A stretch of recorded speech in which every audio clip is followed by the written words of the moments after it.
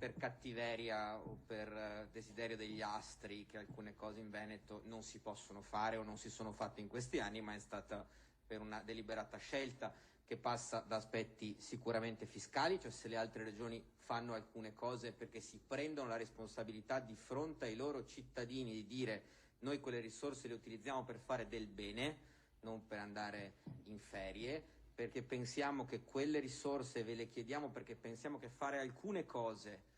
sia fondamentale per il futuro di questa regione, altrimenti il rischio è di gestire l'ordinaria amministrazione. E questo di fatto è ancora l'impianto. Quando vi abbiamo chiesto con un emendamento molto chiaro, ripeto, che abbiamo chiamato Patto per un Veneto 2030, ma che di fatto significava mettiamo tutti i soggetti al tavolo per decidere dove indirizzare le risorse, ci avete risposto di no. Le risorse del Recovery Fund non ci sono soltanto oggi, ci saranno nei prossimi 5 anni. Quindi lo spazio per questa riflessione, cioè per costruire un disegno di concertazione in questo territorio, con tutti i soggetti che hanno qualcosa da dire, c'è. L'invito che vi facciamo ancora una volta è di farlo, perché è vero che il Veneto è forte, che il Veneto ha una grande storia e ancora una grandissima economia,